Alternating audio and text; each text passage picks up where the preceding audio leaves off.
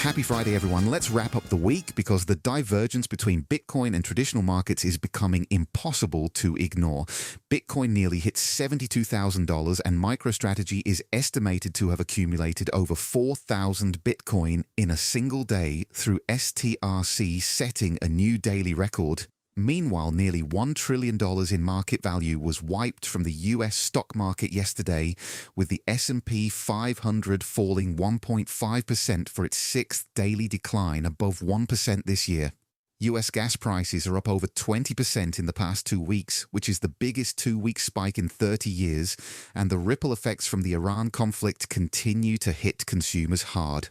Trump is calling on Fed Chair Jerome Powell to lower interest rates immediately, but the market is pricing in just one rate cut and not until September, so the Fed and the White House are clearly not on the same page. Consumer prices have risen 4.4% per year over the last 5 years. So the squeeze on everyday people is very real, and the chance of a US recession this year climbed to 31% amid the oil volatility. Trump did note that the US makes a lot of money when oil prices rise since it's the world's largest producer, which is true but doesn't help the average American at the pump. JP Morgan recommended staying long energy stocks and short everything else until the Strait of Hormuz reopens, which tells you exactly how Wall Street is positioning right now. In a significant policy move, the U.S. Senate voted to include a ban on the Fed's central bank digital currency in a bipartisan housing bill, so the anti-CBDC movement just scored a major legislative win.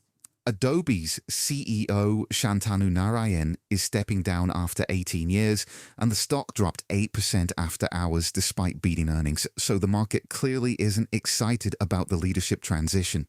On the crypto side, a trader accidentally swapped $50 million in USDT for about $36,000 worth of Aave on Ethereum after accepting high slippage warnings, which is a brutal and expensive lesson in paying attention to what you're clicking. Optimism's OP Labs laid off 20 employees in a restructuring, and Solana announced that AVAX is now live on its network, expanding cross-chain connectivity. That's your Friday recap. Have a great weekend, and if you got value from this, make sure to follow. I'll see you back tomorrow.